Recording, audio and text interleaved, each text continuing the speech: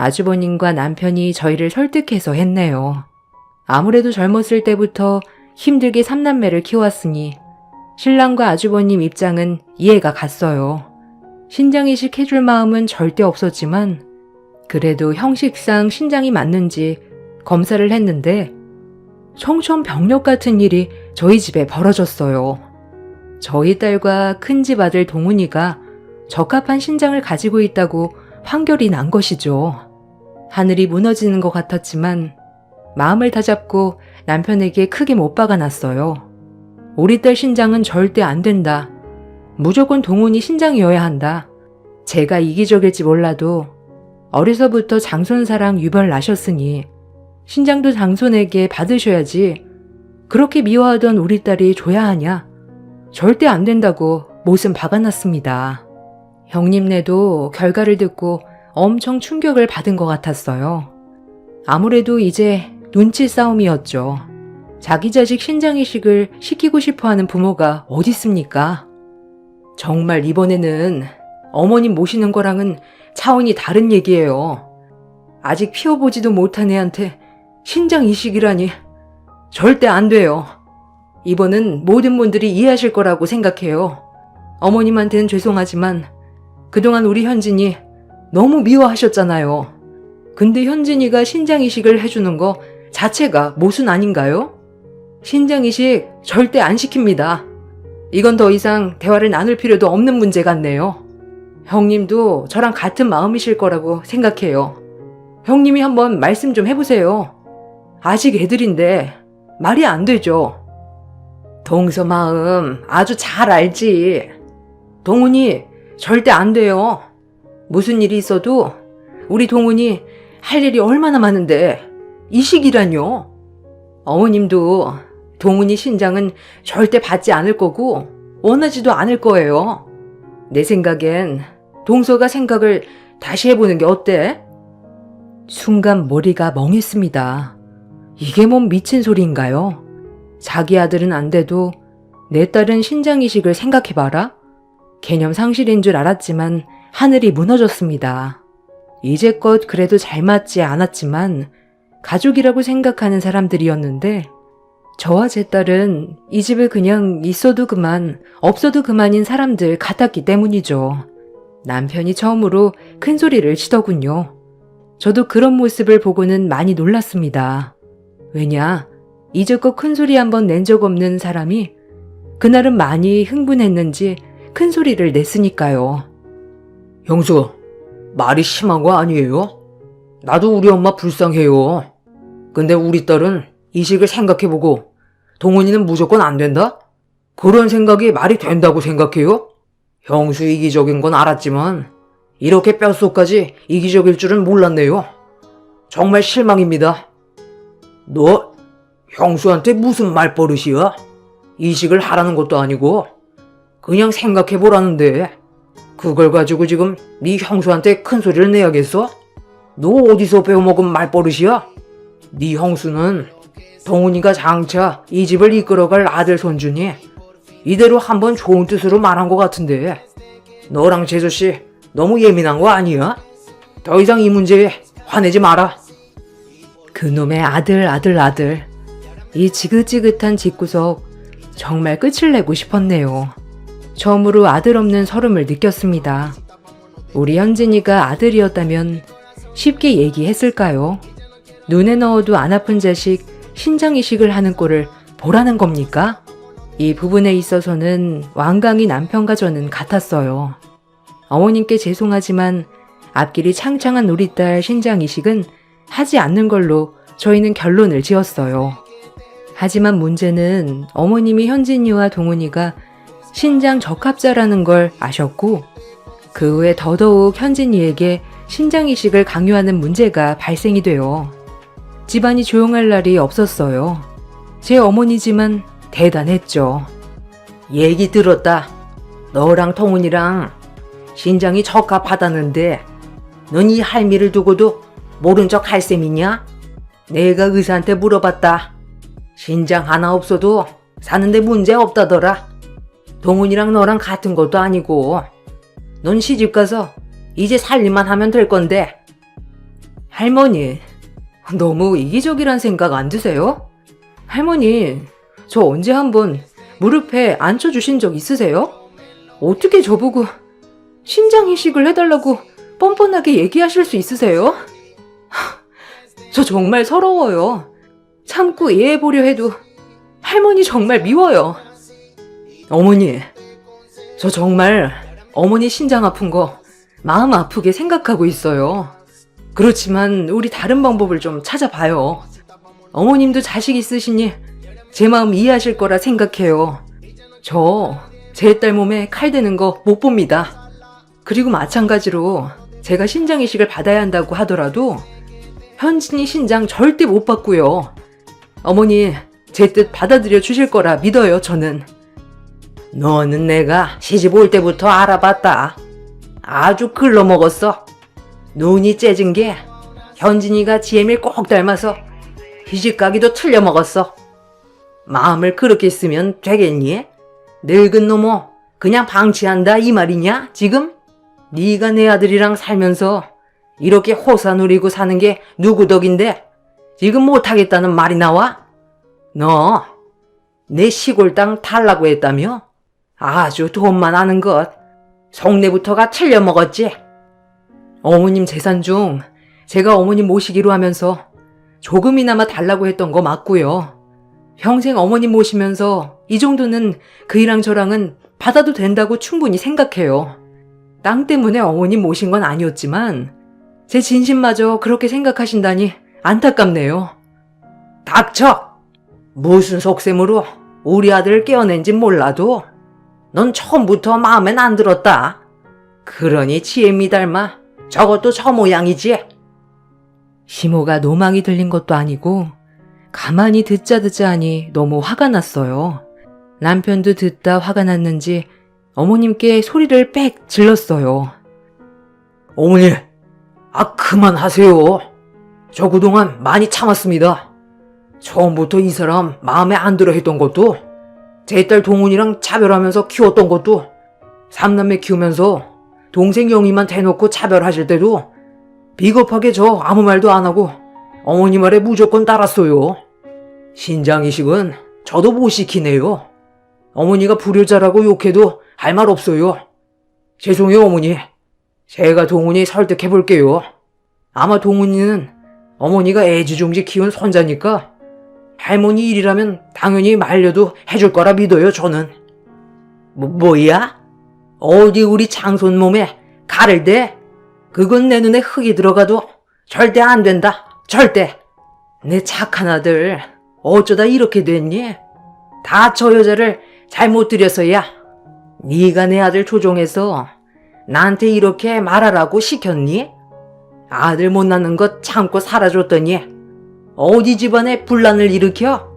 너랑 네 딸이랑만 마음 바꿔 해결하면 될 거 가지고 네가 지금 이 집안을 쑥대밭으로 만들 참이냐? 어이가 없었습니다. 그동안 당했던 모든 일들 중에 제일 참을 수 없을 만큼 폭발이었죠. 그 말을 끝으로 저와 제 딸은 짐을 싸서 친정으로 향했어요. 꼴도 보기 싫었거든요. 남편이 아무리 편을 들어줘도 남편마저 꼴도 보기 싫을 정도였네요. 남편은 계속 전화로 저와 딸을 찾았고 저는 딸에게 너무 미안한 마음이 커 눈물이 났어요. 며칠이 좀 흘러 제 마음이 진정돼서 형님이 만나자고 연락이 와 만나러 나갔어요. 이번엔 또 어떤 미친 소리를 하나 마음을 아주 가다듬고 나갔죠. 형님이 먼저 나와 저를 기다리고 있었어요. 제가 없는 동안 시모를 모셨다고 들었는데 꼴이 말도 아니어서 우스웠죠. 꼴랑 며칠 시모 모시고서 바로 쭈르르 전화라니 참 간사하다는 생각도 했네요. 어쩐 일이세요, 형님? 저희 얘기는 다 끝난 거 아니었나요? 신장 이식에 관해서라면 전 할 말 없어요. 형님 아시잖아요, 제 마음. 어머님, 지금 추석 하루하루 받기 힘들어 하셔. 고집 부릴 일 아니라는 거 알잖아. 이대로 돌아가시게 할 거야, 동서? 아니, 형님. 왜 저한테만 이러세요? 어머님 안타까우시면 동훈이 이식 받게 하세요. 그럼 되는 문제 아니겠어요? 동훈이 그렇게 아끼시는데 아끼는 손자 신장 받으시면 얼마나 춤을 추시겠어요? 왜 마음에도 안 드는 손녀 신장을 받으시려고 하시는지 전 정말 이해가 안 되네요. 이 문제는 더 이상 왈가왈부할 필요 없이 절대 안 되는 문제예요. 제 뜻 정확해요. 동서, 원하는 게 또 뭐야? 땅은 얼마든지 말만 하면 더 줄 수 있어. 신장 하나 이식해도 살아가는데 문제 없으니 우리 진짜 현진이 설득해서 이식받게 하자, 동서. 나도 동서 마음 잘 알지. 근데 현진은 여자이고 동훈인 남자이고. 아니 형님, 어머님한테 세뇌당하셨어요? 현진인 여자애라 이식해도 되고 동훈이 남자애라 안 된다는 말이 무슨 말 같지도 않은 소리예요. 이런 말이라면 다신 전화하지 마시고 연락하지 마세요. 전 제 딸 불쌍해서라도 계속 이러면 그이랑도 이혼 예정이에요. 이번엔 어머님 모시는 것처럼 넘어갈 거라 생각 마세요. 기가 막혀. 진짜 뭐? 여자라서 이식이 가능해?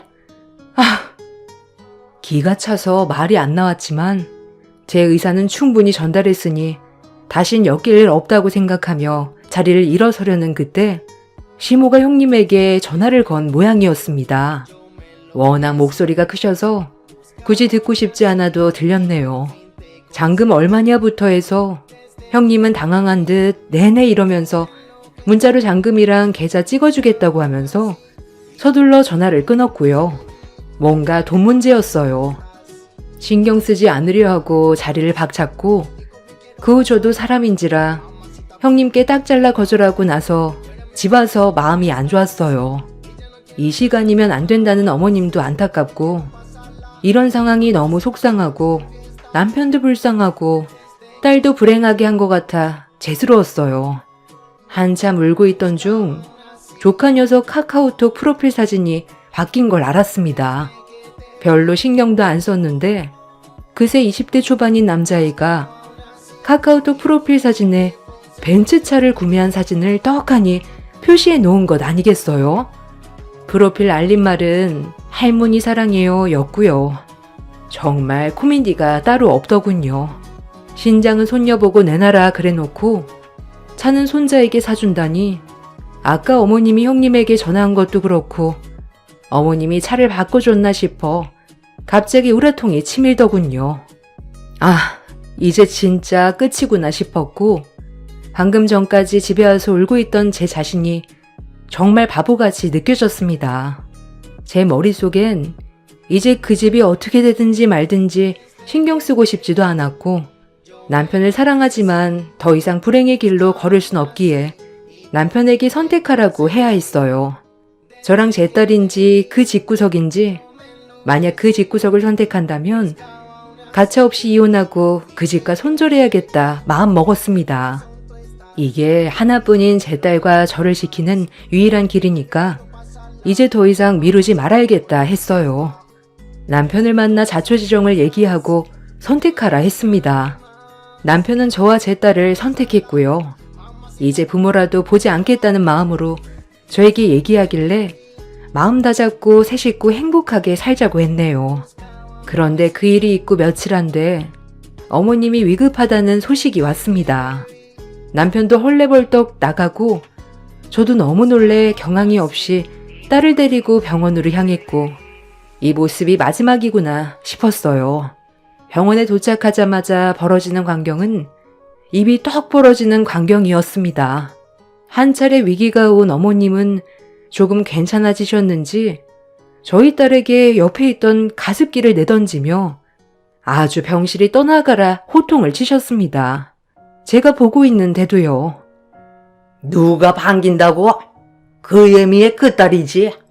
우리 아들 깨어내서 나 등지게 만들고 아주 나쁜 것들. 내가 니들을 용서할 것 같아? 어머니, 고정하세요. 지금 그렇게 무거운 거 드시면 안 돼요. 진정하세요, 어머니. 제가 이래서 안 오겠다는 거예요. 제 딸은 울고만 있었고 너무 놀란 나머지 저도 아무 말도 할 수 없었습니다. 그때 철없는 장손 조카가 들어왔어요. 한 손엔 어머님이 사준 차량키를 들고 들어오는데 제 눈이 거꾸로 뒤집어졌습니다. 이제 마지막이니 못다 한 말이나 하자 싶어 아주 세기를 박았네요. 이제 마지막이니 말할게요. 여기 있는 모든 분들 저희가 당해온 세월 알면서 모른 척 하셨죠? 어머님, 제가 그래도 어머님이라고 조금이라도 마음 아파했던 마음 싹 다 거두고 싶네요. 어머님, 뿌린 대로 거둔 거예요. 그렇게 옛날부터 저 아들 못 낳는다고 못 잡아먹어 하시고 우리 딸 마음 아프게 하신 벌 달게 받으신 거라고요. 알아요? 저 어머님 이제 돌아가셔도 눈 하나 꿈쩍 안 합니다. 절대 안 해요.